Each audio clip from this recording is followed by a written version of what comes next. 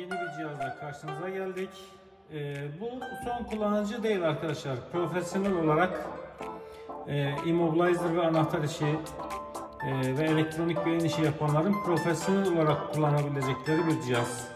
Yani son kullanıcılardan çok dünya çapında global olarak ben bu videoyu çektim. Çünkü Xsource firması gerçekten son yıllarda bu işe büyük emek veren, güzel cihazlar üreten çok kaliteli bir firma. Kesinlikle tüm ürünleri ben kullandıklarımdan çok memnunum yani. Şimdiye kadar hiç sıkıntı yaşadım. Xsource firmasına ait bir cihaz yok. Ayrıca ürünleri de çok kaliteli. Şimdi daha önce kullanmış olduğum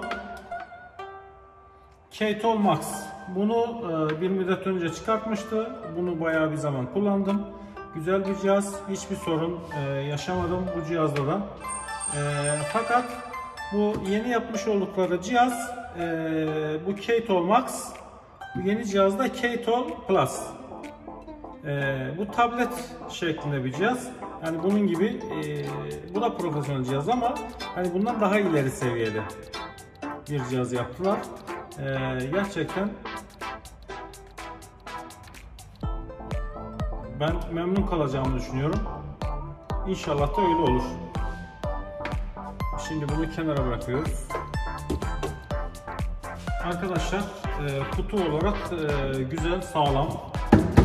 Yani kurşun geçirmez değil ama yani bunu yere falan düşürseniz kolay kolay kırılacak bir cihaz değil. Kutumuzu açıyoruz.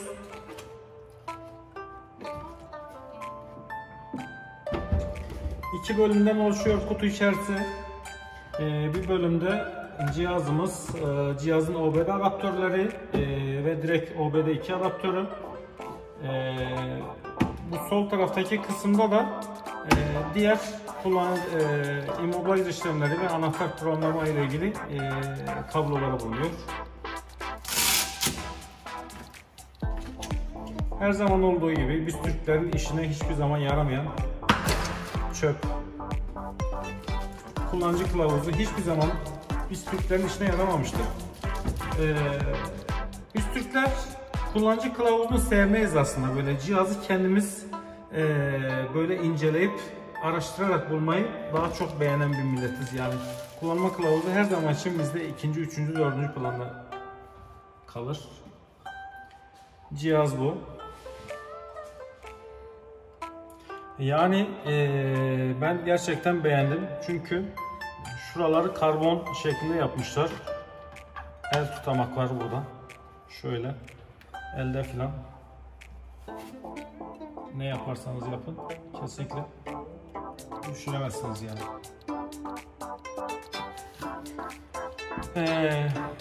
OBD kablo portu, direkt diğer kabloların portları. Burası kumanda, programlama, şarj, power düğmesi. Şurası da Mercedes anahtarlar için arkadaşlar.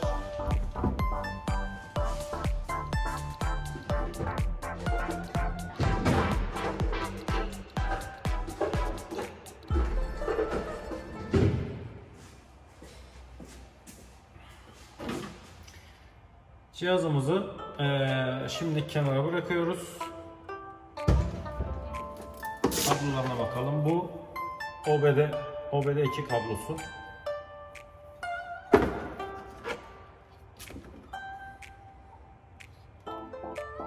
Ki 20 pinlik Kia kablosu.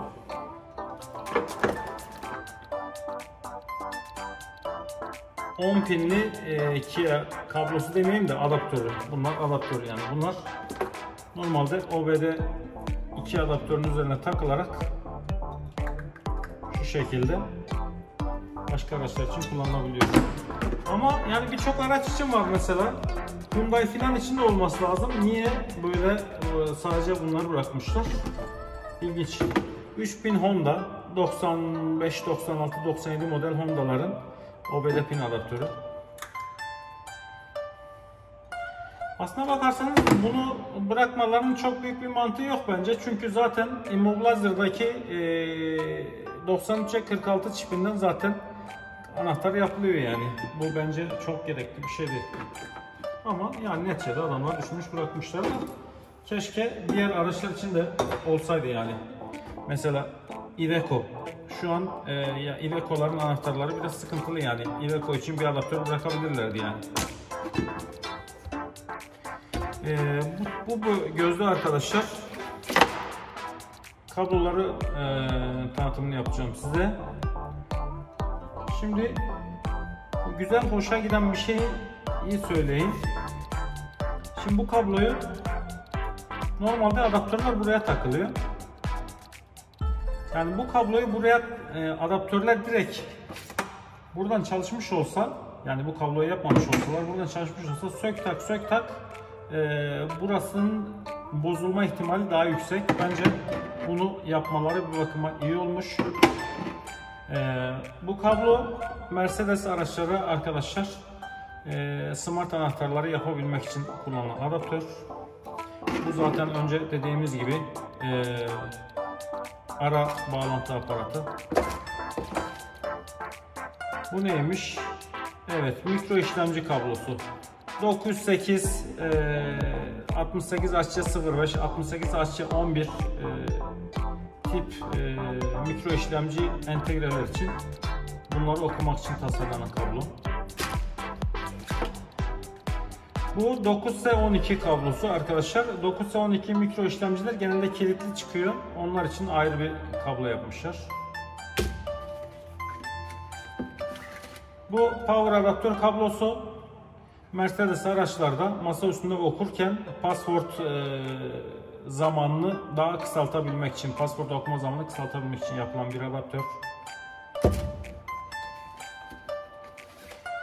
Şarj adaptörü, pili 10 amperlik pil koymuşlar arkadaşlar. Yani 10 amperlik pil var içerisinde. Yani bayağı bir uzun süre gitmesi gerek.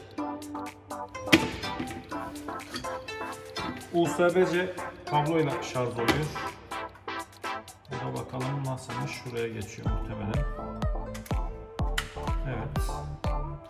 Adaptör kaliteli, güzel.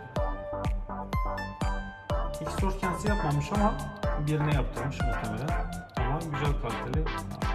Keşke siyah renk olsaydı yani. Çünkü bakın hiçbir, yani beyaz değil. Tamam, bu önemli değil rengin olması ama biz elektronikçiler, tamirciler genelde hep yağ, pas, kir içerisinde çalıştığımız için beyaz renk bir müddet sonra çok kötü bir görüntü olacak. Yani X-Source firmasına tavsiyem, lütfen bir dahakine bu adaptörleri siyah renk, adaptör ve kabloyu siyah renk olarak çıkarınız lütfen. Bu kablo nedir? İnanın bilmiyorum.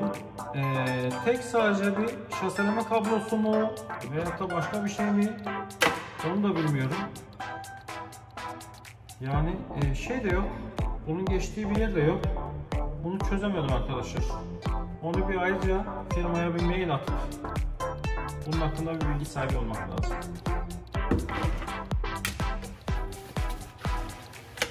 Bu da X-Source'un kendi üretimi olan kumandaları programlama aparatı. Yalnız bir aparat eksik. Bence bir kısım yeni araçların kumandalarını geri dönüşüme, tekrar sıfırlama için kullanılan bir kablo var. Onu cihaz yapıyor mu onu da bilmiyorum. Tam incelemedim aslında.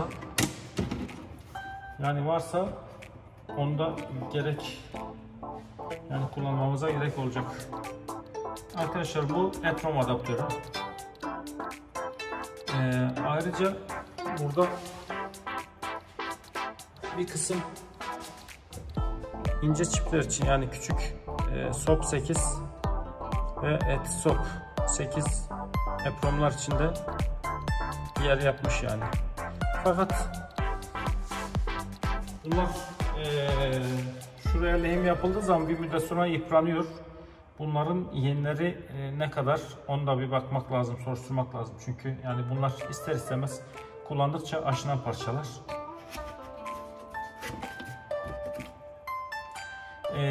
NEC, Mercedes-Benz NEC işlemcileri okumak için 3 ayrı adaptör yapmış. Versiyon 1, versiyon 2 ve versiyon 3 olmak üzere.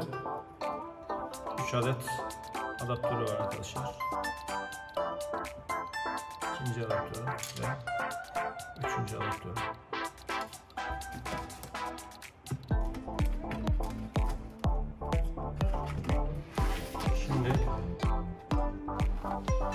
tekrar yerine koyalım. Ondan sonra da cihazın tanıtımına geçelim arkadaşlar.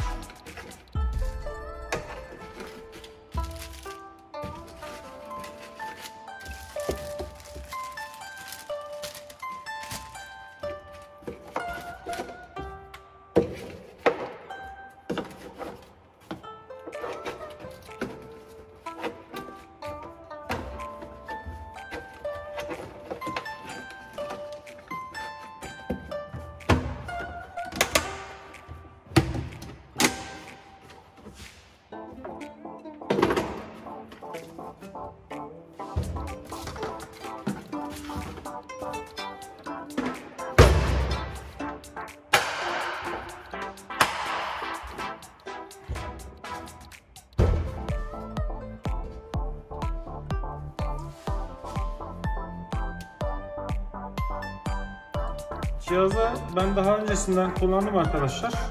Hani size karşı bir yabancılık çekmeyeyim diye anlatım yaparken ondan dolayı biraz kullandım.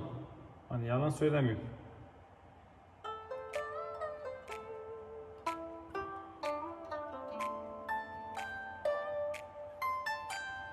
Şuradan görünüyor mu? Bir bakayım.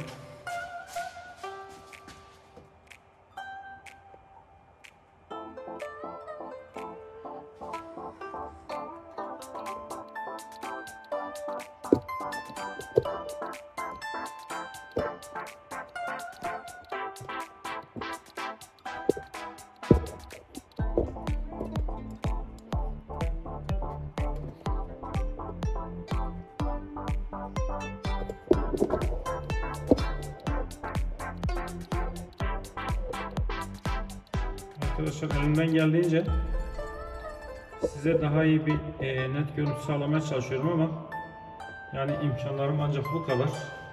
O yüzden umarım bu şekilde engel olmuyorumdur.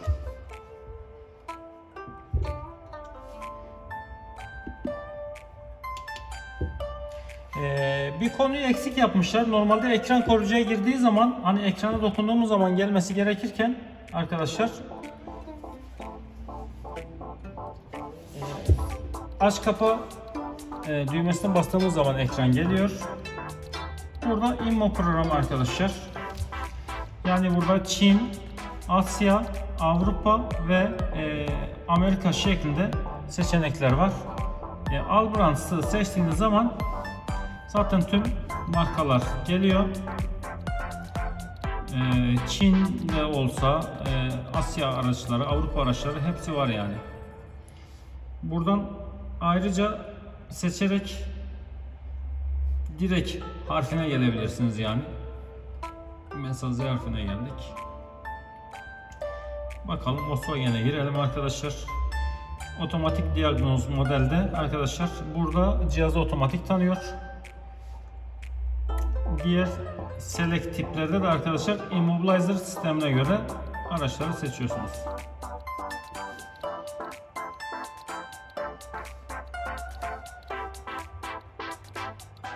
Burada tüm modellerin immobilizer sistemleri mevcut arkadaşlar. Bakalım Opel'de ne varmış. Evet, Reat Pincode. Bir konuyu size söylemeyi unuttum arkadaşlar.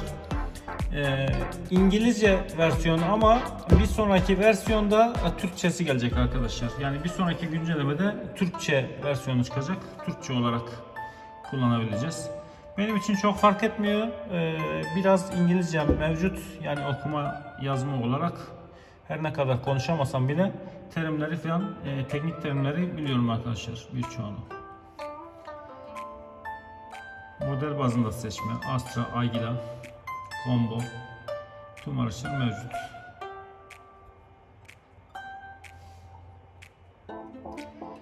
Burası immobilizer arkadaşlar.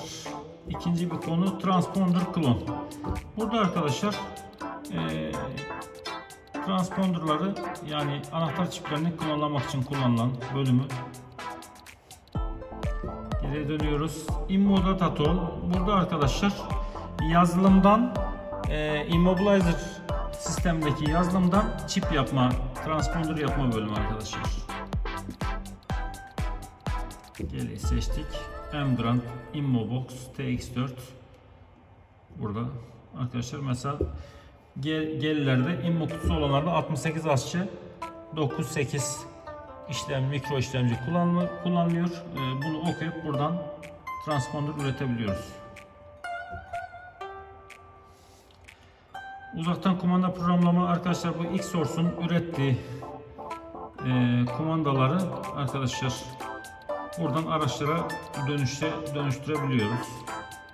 Mesela Ford'u seçelim. Ford'un içerisinde ne varmış bakalım. Modeller var.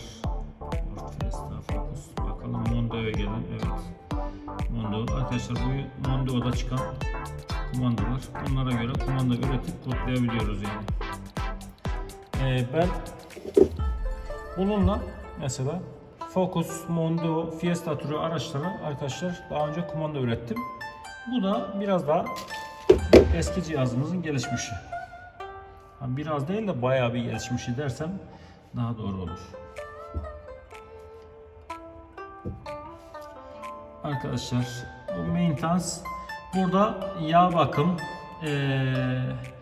balata, ondan sonra direksiyon açı sensörü, enjektör ve boğaz kelebeği, lastik basınç sensörlerinin ayrıca ayarını yapabilmek için böyle bir seçenek sunmuşlar arkadaşlar.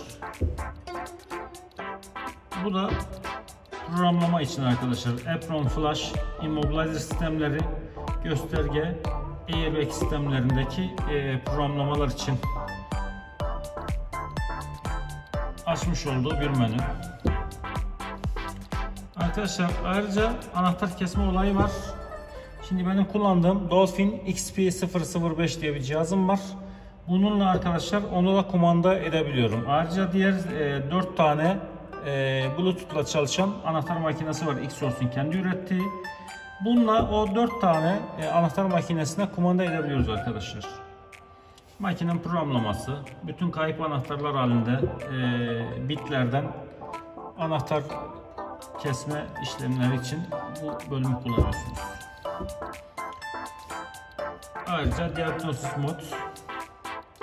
Burada da arkadaşlar araçlara bağlantı için kullanılan bir bölüm yapmışlar. Yani cihaz güzel arkadaşlar. Yani bunu alacak arkadaşlara ben tavsiye ediyorum. Beni izlediğiniz için teşekkür ederim. Lütfen takip edin. Kanalıma abone olun. Yani yeni cihazlar, ayrıca araç arızaları hakkında bilgilere buradan sahip olabilirsiniz. Teşekkür ederim. İyi günler diliyorum.